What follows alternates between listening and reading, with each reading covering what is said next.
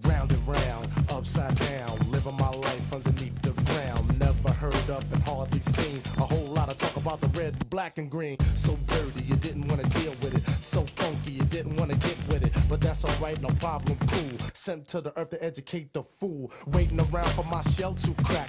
After that, you can't hold me back. Looking out for the danger signs. Jungle brothers bringing forth a change in times. Left, right, up, as from which angle? Straight up the middle, reality's the riddle.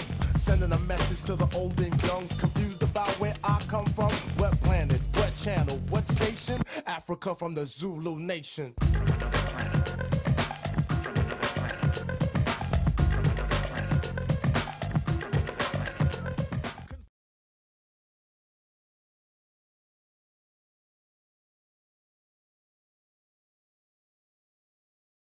There we go. I wasn't on. I should be on now. Uh, Learning how this process goes. So the night, the other night, late last night, I tested on streaming on three Facebook pages and YouTube simultaneously, and I'm doing it again. Tonight, I sat down and came up with, I didn't come up with it, but I added something else. So if anybody joins or says anything, if not, that's cool. You know what I mean? I'm waiting. But if anybody pops up, I can't see you. I can't see you. I can't see who joins. But what I did do is add. Hmm, a universal chat box. So you should see it above me. And this universal chat box pulls um, chats from all over. So if you chatting on any page, that the stream is streaming on, I'll be able to see it, respond to it. It'll all come to me. So again, this is another test of technology. Okay, and so I'm gonna sit down and I'm gonna hide it, and if something happens, if it works, it works. If it don't, it don't. But this is what it is. I was hit up the other day, and somebody asked me about the African. That's on that side of my shoulder, the African. So they asked me, said, "Why the African? What's up with the African? What's up with the logo, the trademark? Um, where was I at when I came up with the concept to brand the visual is what I was asked, and so that was like wow, because that was personal to me, and so I did share it, and I said, well, I didn't share it. I said, you know what, tune in, take a look at it tomorrow, and I'll talk about it. And so that's what I'm gonna do. I'm gonna talk about it now. Some years ago when I was studying, I was working in the world of Akibaland. It was when I first started. I was working under a beautiful lady by the name of Olabayo Abanessa Mandela. Fundi Olabayo Abanessa Mandela. Now I'm also streaming in the world of Akibaland group. So if I say that name, you guys know who this sister is and who the sister is and how much work she put in the community to raising generations of children. And studying under her, the philosophy of developing the whole child, mind, body, spirit, one of the key foundations for her was the first order of raising a child or teaching a child is raising them with a God consciousness. It's teaching them themselves, bringing them towards God. And in that matter or in that situation, they do everything to the best of their ability. I'm bringing you to the God in you. I'm bringing you to understand that how special you are to the Creator, how special you are to us, and the expectancy on who you are. And the African names, Ajay's prophet. Um, how much our African names mean to us. Our African names mean to us. And so every time that we would have something, I'm gonna give a shout out to Olu. I'm gonna give a shout out to Chinyelu. I'm gonna give a shout out to Jenga, Nandi, Zawadi, Chike. It's tons and tons and tons of kids, and all the ones I didn't mention because we can go on for like centuries shouting out the names. But anytime a kid would step out of line, or not being their best self, she would sit down and look at that kid, and she was like, "You know what we need? We need Africans who can take over a slave ship and row us back to Africa." And I'm gonna shout you out again, Osaze. Is that you? And she would call the kid's name and says, is that you? And at that moment, she put them in a situation where they could choose. Am I that person that you could rely on to do the right thing and the righteous thing, or am I not? And you would see them, they would jump and they'd look at her and they would clearly make a decision.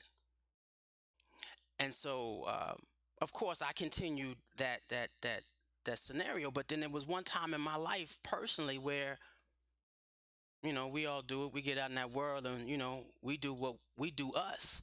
You get into that ego mode, that selfish mode where you're only taking care of you. And so I wasn't producing anything good. And I was hurting a lot of the people around me that really cared about me. And one day during Kwanzaa, we had Karenga there, the brother who created Kwanzaa. And he's, his whole his speech was talking about being that African, getting back to being the what God had called you to be and finding the purpose that he called you, that he created you for. And I was walking by Olabayo, and at that moment I had not connected what he was talking about to what she was teaching the children. And I was walking by her and she tapped me on the shoulder. And of course, at that particular moment in my life, the community knew that I was way off kilter. I was not walking that straight line, and nobody's perfect, but man, I was so far beyond living to my name as IJ, let alone being African. And she looked at me when she tapped me on my shoulder. She was like, brother, are you the African? And at that moment, I saw two things in her eyes. That moment, I saw her disappointment. But then I also saw that hope. I know at that moment, and if I slow it down and put it in slow motion, it was like she knew she had dug a hole in me, took a seed, and she knew she planted it. And at that moment, looking in her eyes, I could always, anytime I see her, I glow, I smile, and I call her my Fundi, because I'm able to see. And not just physically, but I see. And so with just that one statement, it was like she watered that seed that she had buried in me. And she just shined on him for a second. And she gave me the choice to either let it grow or continue to suffocate it myself.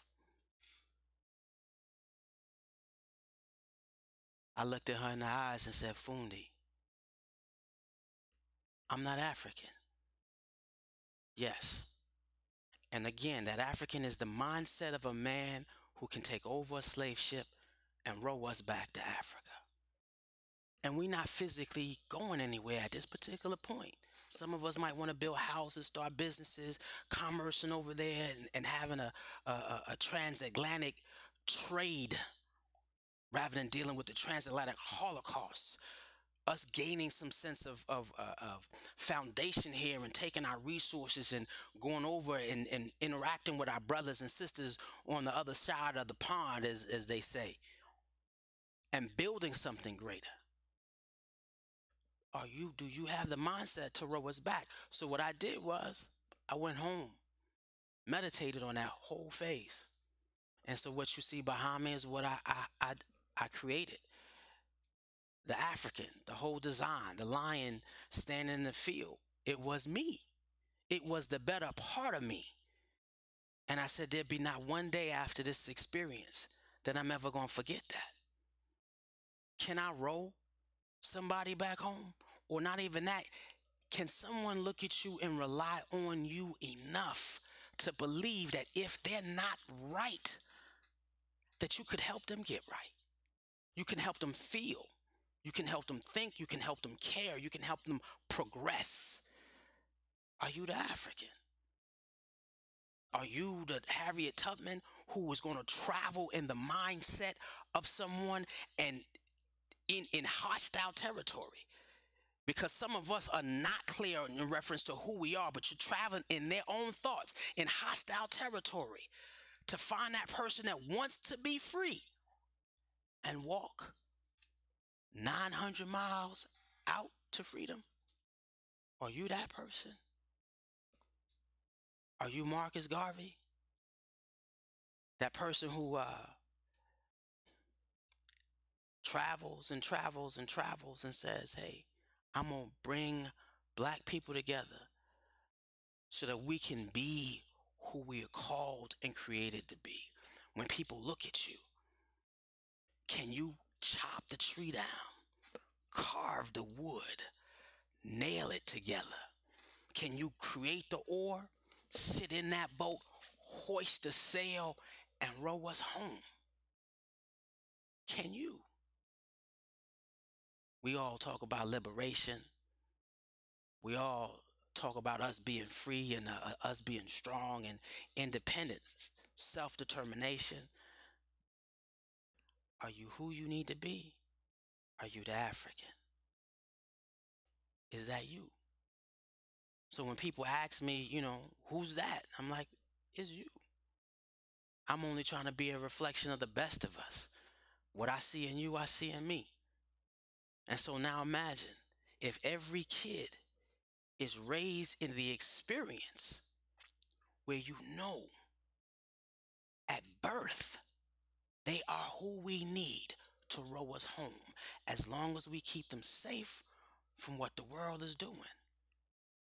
So what would the world look like? What would black life look like to have a generation of free-minded Africans in the diaspora that is in the Americas?